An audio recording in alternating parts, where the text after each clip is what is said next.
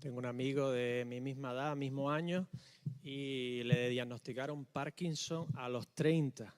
Me enseñó la foto de las 15 pastillas que se toma al día y me quedé en shock, ¿no? Si pudiésemos encontrar la solución, la cura al Parkinson, podríamos ayudar a 10 millones de personas que actualmente tienen Parkinson. 10 millones de personas, sería increíble, ¿no? Podríamos ayudar todavía más si encontrásemos la cura al Alzheimer. Alzheimer, 55 millones de personas ahora mismo están sufriendo Alzheimer. Si pasas de los 80, tu probabilidad ya es enorme, ¿no? Podríamos envejecer de una forma más tranquila, en cierta forma, ¿no? De pensar que no se nos va a ir la cabeza, ¿no? Sería increíble, 55 millones de personas. 280 millones. 280 millones si encontráramos la cura al ELA. 280 millones. Muchas más personas tienen ELA que Alzheimer o que Parkinson. Si encontráramos la ayuda a la cura al ELA, 280 millones. Son cifras estimadas, ¿vale? Son cifras estimadas. Pero los pacientes de Parkinson, ELA, Alzheimer, tienen todos algo en común. Y en común con nosotros, ¿qué es esa cosa que tienen todos en común? O una de las cosas que tienen todos en común con nosotros. Muy fácil para contestar, ¿no? Todos nos vamos a morir igualmente. Estés más sano o estés más enfermo, seas mayor o seas menor, tengas una enfermedad grave o no tengas ninguna enfermedad, al final todos vamos a morir. Van a morir los 7.000 millones de personas que viven ahora, han muerto todos los que han venido detrás y morirán todos los que vengan después de nosotros. Si encontráramos la cura a la muerte, sería increíble, ¿no? Sería asombroso, sería algo impresionante y solucionaría en cierta forma el gran problema que tiene esta humanidad. Eso es exactamente lo que encontró Saulo de Tarso. Eso es exactamente lo que encontró Saulo de Tarso. Saulo, el fariseo, creía con toda su alma que había una cura para la muerte, que según las Escrituras reveladas por Dios, había una vida después de la vida, que los ojos de los justos de después de deshecha su carne verían literalmente a Dios, que los huesos de los que amaban a Dios se rellenarían de carne, de tendones, de piel y podrían disfrutar de Dios eternamente. Resurrección, vida después de la vida, el más allá, el alma eterna, era la principal creencia del partido, de la secta, del grupo de los fariseos. Ya os di un poco la vara la semana pasada con lo de fariseo y saduceo, ¿verdad? Era el meollo de las enseñanzas de los fariseos. Hay algo más allá, en contra de los saduceos que creían que solo existía el aquí y el ahora. Tengo unos amigos que votan a Trump en Estados Unidos. Y no me voy a meter en política, ¿eh? Y le digo, ¿cómo votas a Trump? ¿Sabes? Desde aquí se ve tan inmoral, ¿no? Una vida tan desordenada. Y te dicen, no es porque esté en contra de los inmigrantes, todo lo contrario. Solo votamos a Trump porque hace más difícil el aborto. Es decir, solo lo votamos porque puede salvar vidas. Porque salvará más vidas de niños que no han nacido que votar lo contrario. Es decir, solo una característica es lo que les hace votar a Trump. Esta característica principal era lo que creían los fariseos, que había una resurrección, que al final habría una solución a la muerte. Teniendo en cuenta esto, imagina lo que significaba para un fariseo obsesionado con la resurrección y que conseguir la resurrección se hacía a través de la pureza y de obedecer la Torá, los mandamientos. que viniera un hombre, un nuevo rabino, y que dijera que era Señor del sábado. Piensa solo en el Antiguo Testamento. Solo tienes eso. Y que venga uno y que diga que es Señor del sábado, que puede perdonar pecados. Y ahora sus seguidores están haciendo ridículo de la resurrección, diciendo que ha resucitado y que ellos lo han visto. De todas mis creencias como fariseo, están haciendo una chanza de lo fundamental que creemos nosotros en la resurrección. Saulo de Tarso se vuelve loco y empieza a perseguir cristianos. Matan a pedradas a Esteban, uno de los principales de la iglesia. Matar a pedradas tenía una connotación muy religiosa. Podían matarlo con una cuchillada, podían matarlo ahogándolo, ahorcándolo, cualquier cosa. Pero el tema de pedradas era tremendamente religioso para decir lo estamos matando porque está haciendo algo directamente en contra de las leyes de Dios. Todo aquel que diga que Jesús está resucitado y es Señor y Rey, debe ir a la cárcel o debe morir. Así que Saulo hace una persecución tremenda, consigue que miles de judíos que se habían convertido, miles de cristianos, se tengan que ir de Jerusalén, dejen sus casas, dejen sus tierras, dejen sus formas de vivir y empiecen a esparcirse por toda la zona. ¿Y qué pasa? Todos sabemos, ¿no? Va hacia Damasco en una misión extranjera para capturar y traer a aquellos que se decían que seguían a Jesús a Jerusalén. ¿Y qué es lo que le pasa? El mismo Jesús resucitado lo tira al suelo. Delante de sus ojos, la solución a la muerte, vivo y coleando. Un muerto más vivo que nunca. La esperanza más ansiada de todo fariseo, de un hijo de fariseo, estudiante de fariseo, delante de sus ojos. El ansia de todo fariseo delante de él, viendo carne en los huesos del crucificado, sea la forma de carne que sea. El muerto torturado, asfixiado, traspasado con una lanza y encerrado delante de sus ojos, con testigos que lo oyen pero que no lo ven. La vida 2.0, la cura a la muerte delante de sus propios ojos. Hablándole, recriminándole con una metáfora, teniendo paciencia con él y dándole instrucciones y otra oportunidad. Pero claro, si Jesús ha resucitado, haz las matemáticas. Si Jesucristo ha resucitado, tiene que ser justo. Todo lo que dijo debe ser verdad.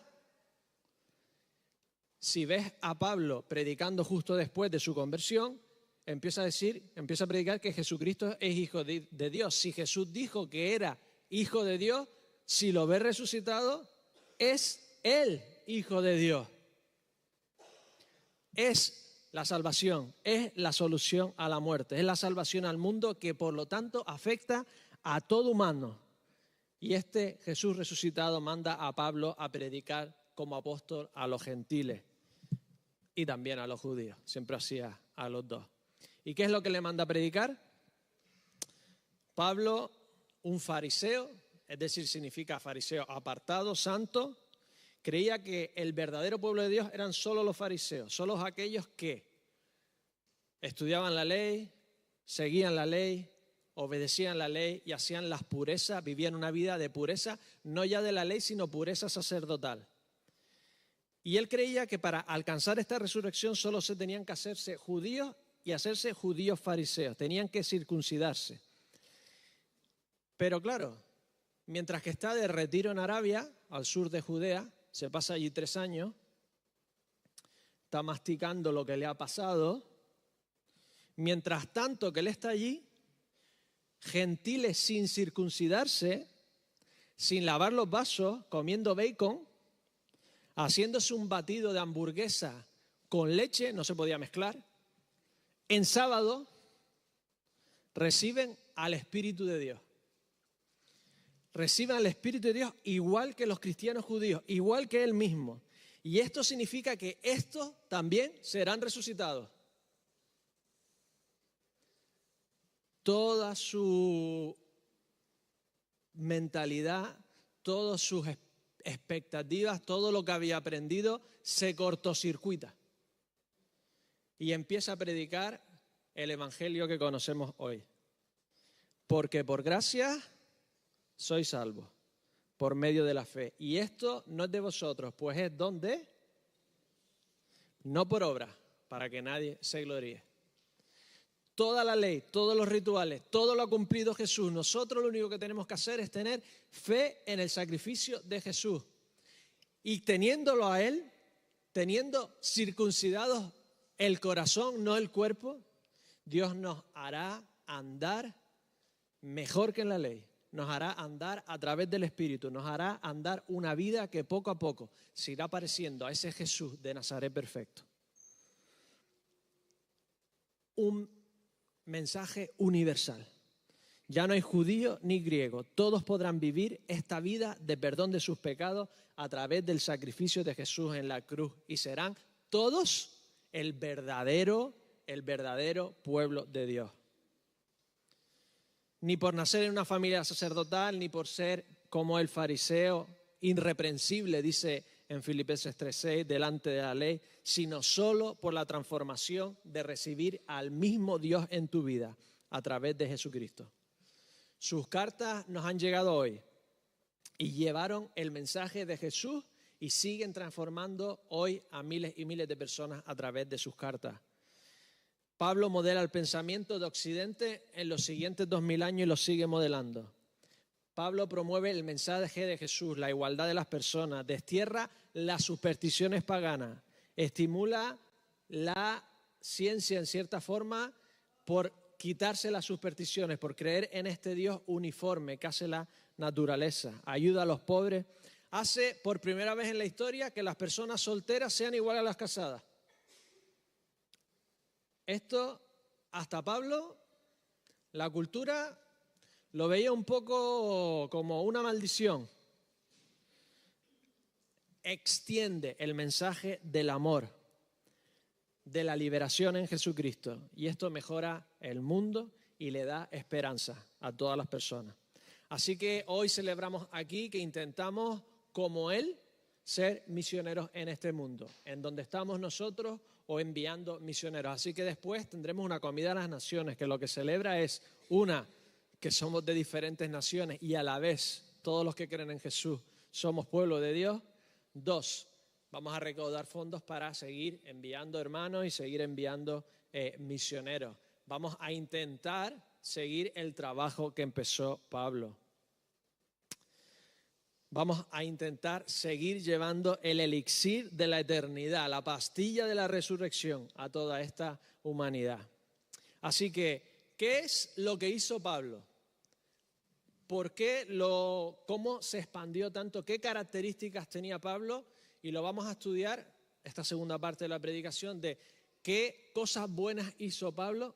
También tenía sus cosas malas, no era Jesucristo, era Pablo, ¿vale? También tenía su carácter. No sé si por las cartas podemos encontrar esos fallos de carácter que tenía Pablo. ¿Os acordáis, por ejemplo, que decía, conozco a un hombre que subió al cielo? Parece como un poco que se está siendo un poco arrogante, ¿no? Es como el que dice, tengo un amigo que, ¿vale? O no lo sé si lo encontramos en las cartas o en las cartas todo lo que aparece eran reacciones correctas y santas y sus fallos eran otros. No lo sabemos si lo podemos sacar por las cartas o no. Pero ¿qué cosas buenas podemos sacar de Pablo para poder imitarlo y aplicarlo? Uno, para nosotros ser misioneros donde el Señor nos ha llamado, que es en nuestro lugar, donde estamos. Y dos, para poder enviar qué clase de personas podemos enviar y qué clase de personas queremos que vayan de misioneros. Así que tengo 4 características fundamentales que podemos sacar de la vida de Pablo. 1. Pablo era local en todo el imperio.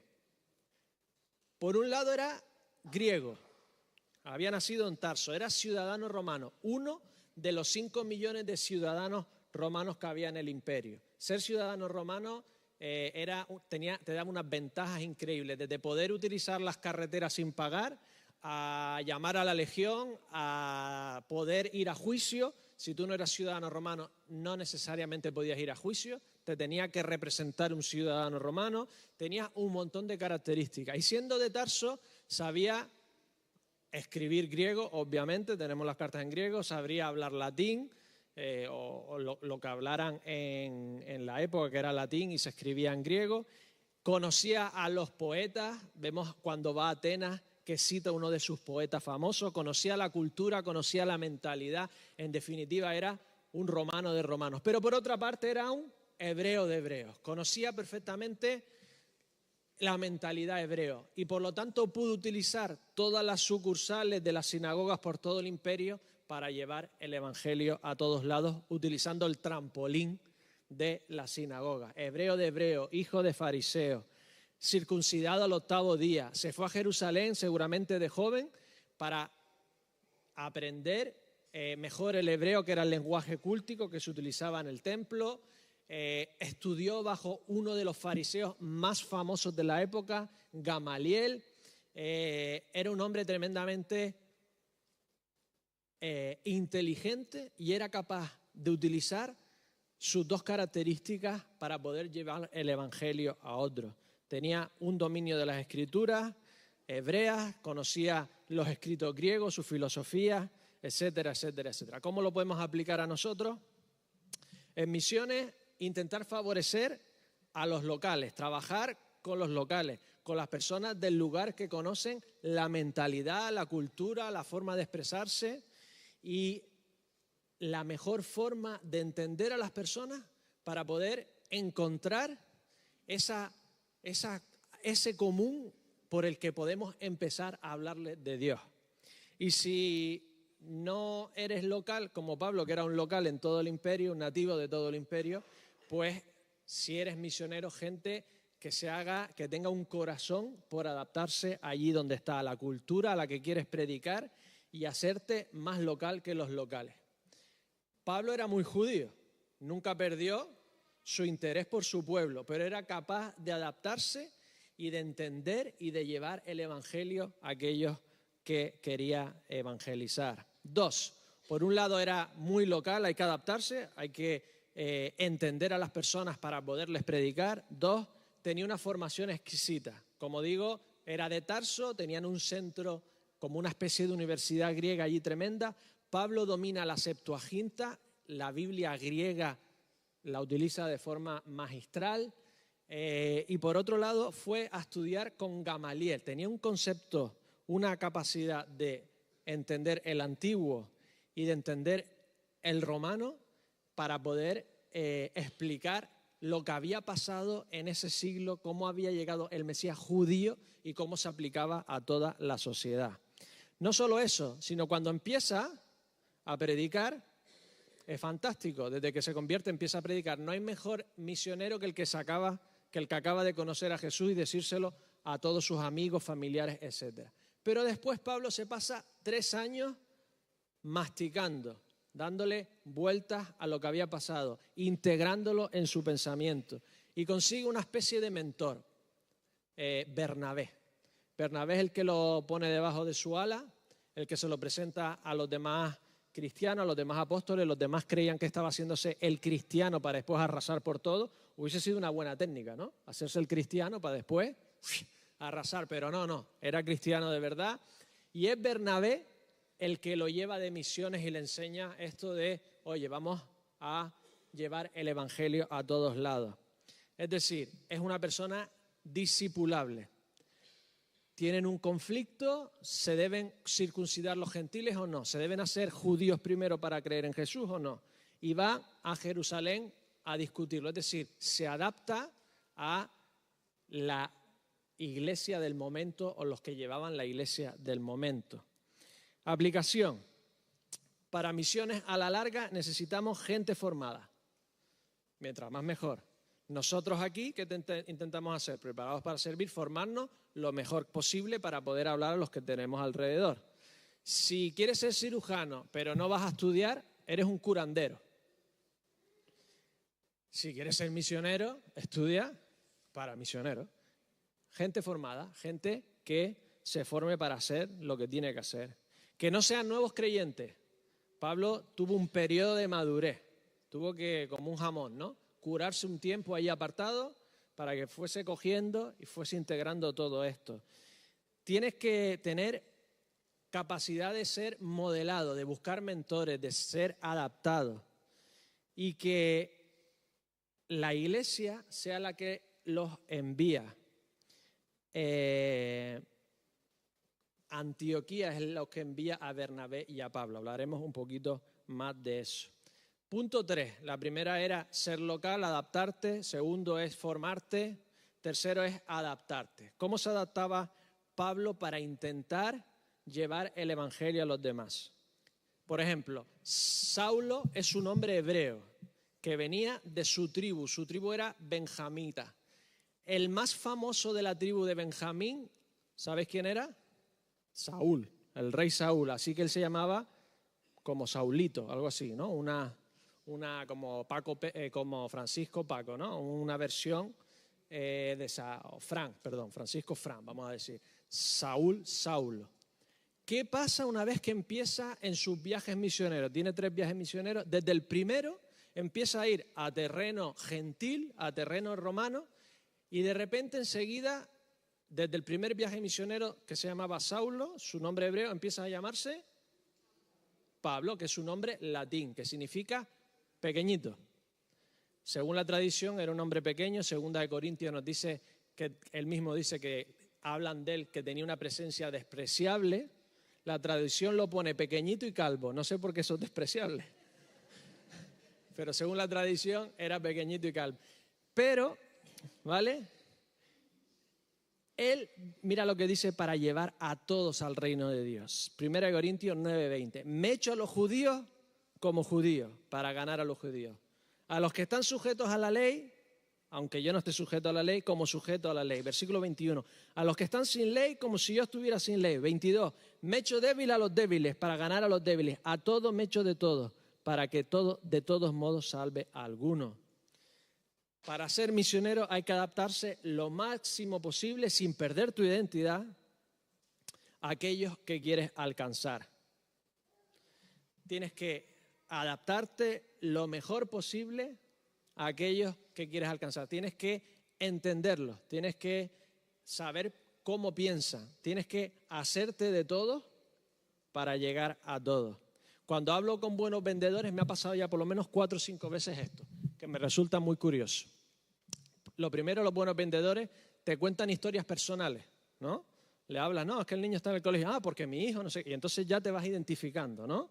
Los buenos vendedores me están sonriendo, te abres, ¿no? ¿Por qué? Porque si te identificas con la persona, es más difícil rechazarle el producto, ¿no? Si ya lo conoces un poco, te cuesta más. Y la segunda cosa que me ha pasado aquí en Cataluña como 4 veces, le empiezo a hablar, me escuchan el acento y de repente empiezan a hablarme en andaluz.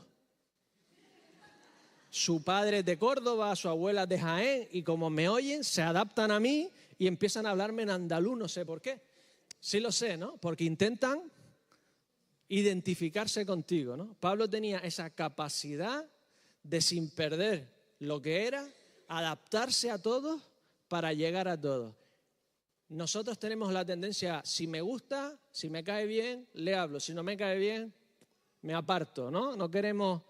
Tendríamos que tener más capacidad y enviar a personas que tienen la capacidad de amar y adaptarse y hacerse y amar lo local, lo bueno. En todos sitios hay cosas buenas, en todos sitios hay cosas positivas, en todos sitios hay cosas que imitar. Y son capaces de coger todas esas cosas buenas y hacerse para poder llegar a los que están ahí, para poder ser de bendición allí donde están. Se me pasó una cosita de antes, ¿vale? Me fui muy rápido. Os cuento una historia y lo enlazo con la última característica. Mi padre se convirtió ya de mayor, con 20 y pico, ¿vale? Y le encantaba cantar. Tenía un vozarrón. Está en la iglesia y está cantando ahí como un nuevo convertido, con toda su fuerza, con todas sus ganas, disfrutando de esa nueva pasión, cantándole ahora a Dios. Le toca una persona por detrás en el hombro, se vira a mi padre y le dice el Señor, Juan, o te callas o pierdo la poca fe que tengo. Cantaba muy mal mi padre, pero él no lo sabía. Se dio cuenta cuando vino a la iglesia.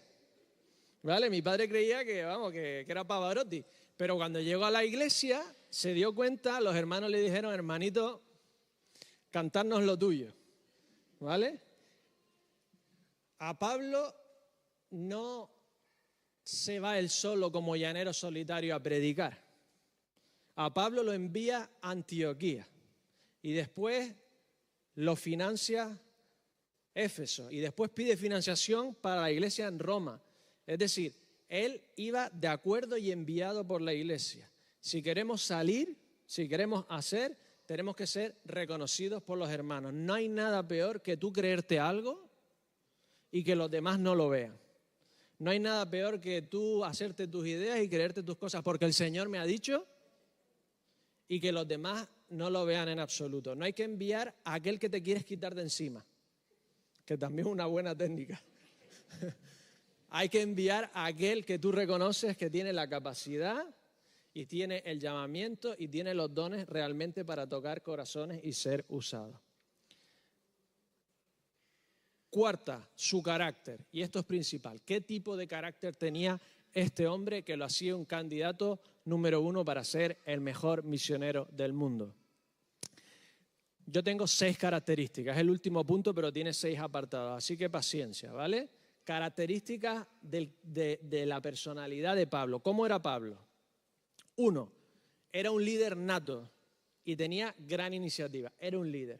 Él quería perseguir cristianos. ¿Qué hacía? Pedía cartas, se montaba a la guardia, iba a hablar con los sacerdotes y arrasaba por los cristianos. Tenía una iniciativa increíble. Se acaba de convertir y empieza ya a predicar directamente en la sinagoga. En su primer viaje misionero, en la iglesia lo envían a Bernabé y a Pablo. 3 versículos después está yendo Pablo y sus compañeros. ¿Me entendéis? Su capacidad natural de liderazgo era asombrosa. Queremos enviar, queremos llevar a aquellos que tienen esa capacidad de liderazgo. 2, una capacidad increíble de liderazgo, de trabajo. Capacidad increíble de trabajo. Pablo decide perseguir a las iglesias. Él se lleva guardias con él a Damasco, lo montan, miles de personas tienen que salir huyendo y de repente él ve al Señor, deja de perseguir a las iglesias y mira lo que pasa en Hechos 9:31. Solo por un hombre, Hechos 9:31, dice así.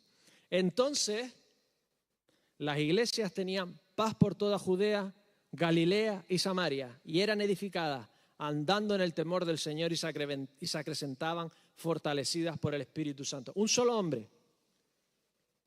La persecución ayuda mucho a la iglesia muchas veces. Hizo que salieran disparados de allí y llevaran el evangelio a todos lados. Pero al final pedimos por paz, ¿verdad?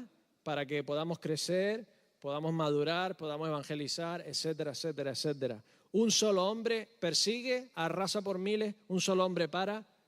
Las iglesias tienen paz. Una capacidad de trabajo impresionante. Un solo hombre movió la persecución, un solo hombre la acaba. Y cuando se convierte, ¿cuántas iglesias crees que funda? ¿Cuántas iglesias? Más o menos. Pensad, solo por cartas del Nuevo Testamento. Muchas, muy bien. Hasta ahí, muy bien. Susana no le gusta equivocarse. ¿Vale? No sabemos, porque no sabemos si la fundó él o sus discípulos.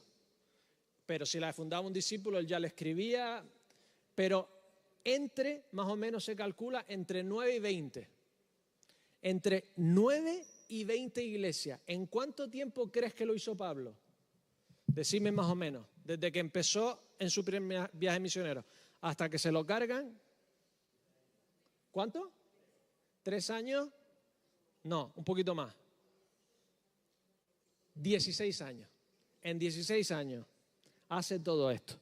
Desde el año 46 al año 62.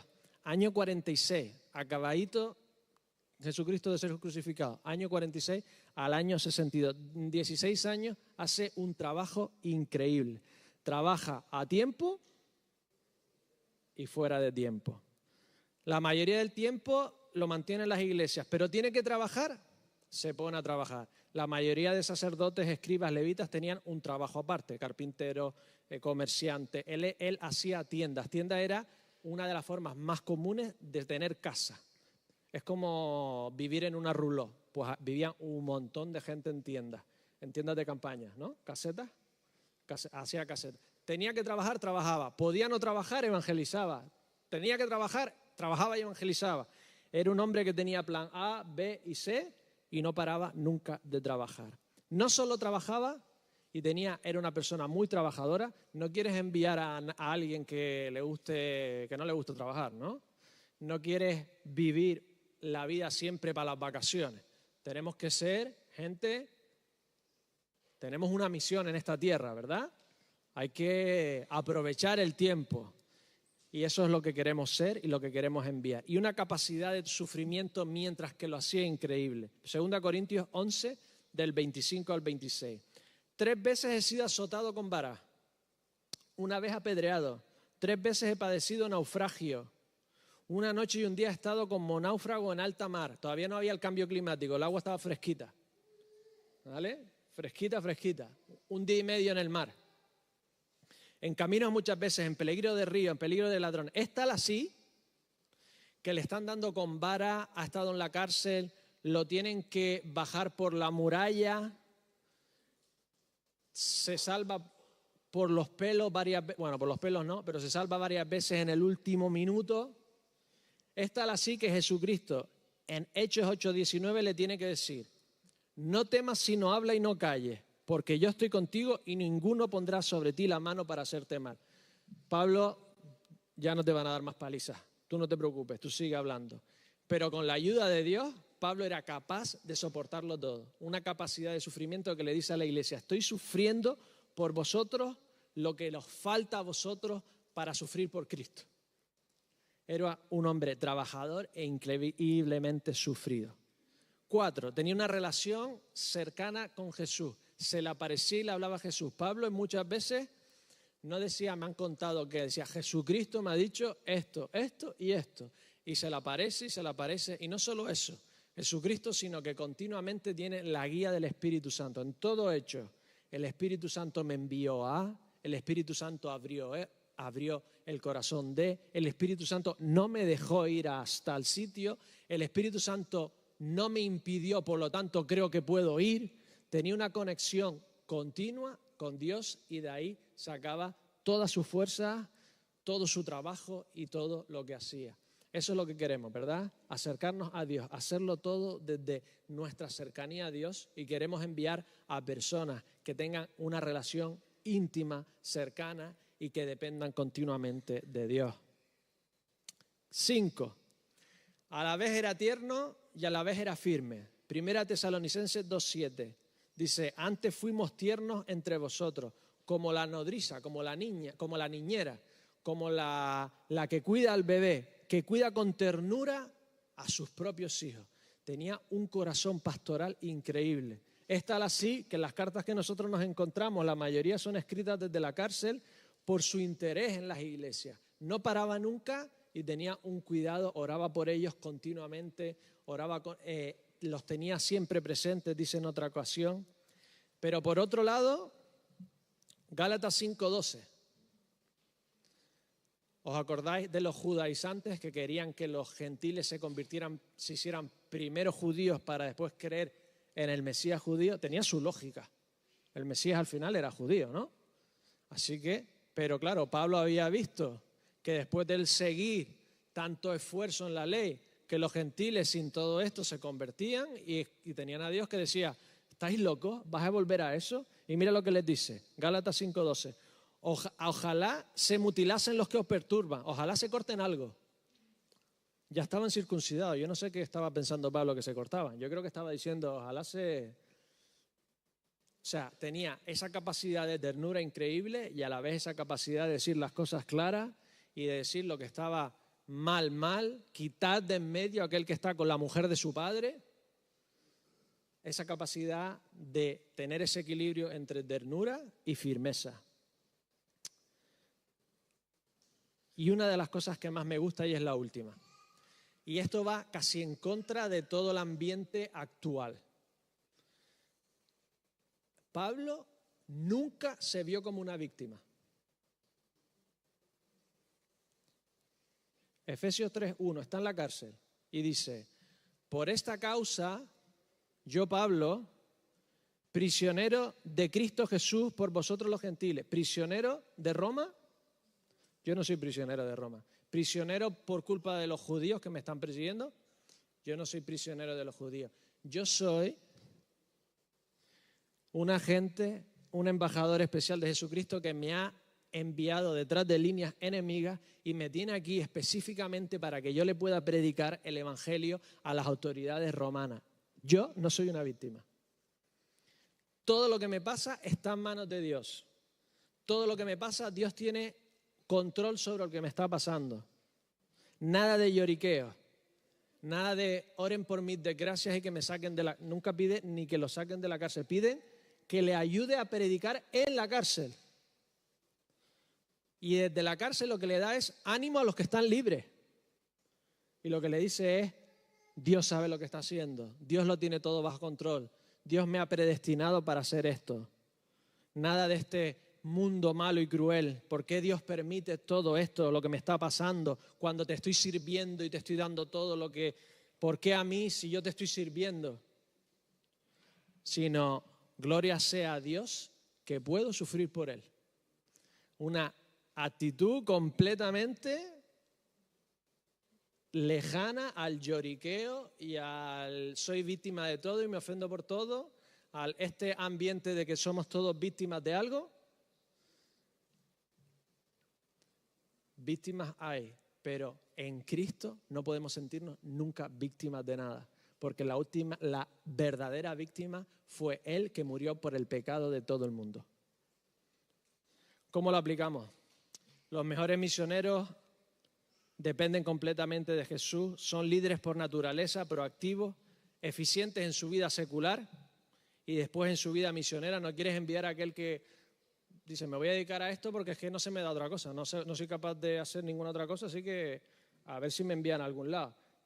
Quieres enviar a gente que sea capaz y que tenga una capacidad grande en hacer las cosas, efectivos, trabajadores, tiernos y pastorales y firmes, que tienen siempre plan B, C, que utilizan todo lo que le pasa como oportunidades, que no se achican, que son capaces de mancharse las manos si es necesario, que no son lloricas que se achatan ante las circunstancias adversas, sino lo usan todo como oportunidades venidas de Dios. Concluyo. 2 conclusiones tengo. 1. Hasta el más despiadado fundamentalista religioso asesino puede ser usado por Dios. ¿No nos usará a nosotros? 2. Ninguno seremos el apóstol Pablo. Si esperamos a que alguien sea el apóstol Pablo para enviarlo, no tendríamos ni misioneros ni nos sentiríamos misioneros en ningún sitio. Pero sí podemos intentar imitarlo en todas las cosas positivas que hizo Pablo, porque Pablo imitaba a Cristo. Vamos a empaparnos de cómo hacer las cosas Pablo, empaparnos de su actitud, empaparnos de su capacidad, de su dominio propio, de la capacidad de sufrimiento, de la actitud ante la vida, de la perspectiva divina que tenía de todo, y vamos a llevar el evangelio allí donde estamos. Y vamos a enviar a todos aquellos que podamos enviar, y vamos a seguir enviando fondos y orando y siendo partícipes con misiones que tenemos en todo el mundo, porque la Iglesia de Cristo está en todo el mundo y estará en toda lengua y nación. Llegará un punto que se arrodillará y le dará gloria al único Dios y Salvador. Oremos.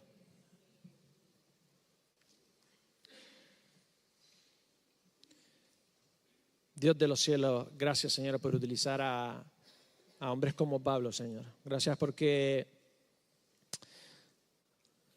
lo que has hecho a través de ellos nos ha llegado a nosotros y nos inspira, Señor. Nos ayuda a ver cómo podemos ser usados por ti. Señor, nos humilla ante tanto queje que tenemos por todo y nos ayuda, Señor, a tener una perspectiva correcta, Señor, de que tú estás obrando en todo y tú sabes, Señor, todo lo que haces. Señor, ayúdanos a ser embajadores y misioneros tuyos, a ser sacerdotes y profetas ahí donde estamos, Señor. Ayúdanos a no descansar, a no buscar solo la vida fácil, a no buscar solo el entretenimiento y lo que me es fácil, Señor, sino ayúdanos, Señor, mientras que intentamos trabajar para ti, disfrutar de esta vida que tú nos has dado, Señor, llegar a muchas personas, Señor. Danos palabras correctas, Señor. Danos esa capacidad de adaptarnos, de amar a los demás, de buscar esos puentes con las personas para poderles hablar de ti. Y, Señor, te pido que si alguna persona no ha visto al Cristo resucitado, Señor, con los ojos del alma, Señor, muéstrate a ellos, Señor, muéstrate que estás vivo, que vives, Señor, y que tienes una esperanza y que tienes la solución, que tienes la salvación a la muerte, Señor. Te lo pido todo en el nombre del Señor Jesús. Amén.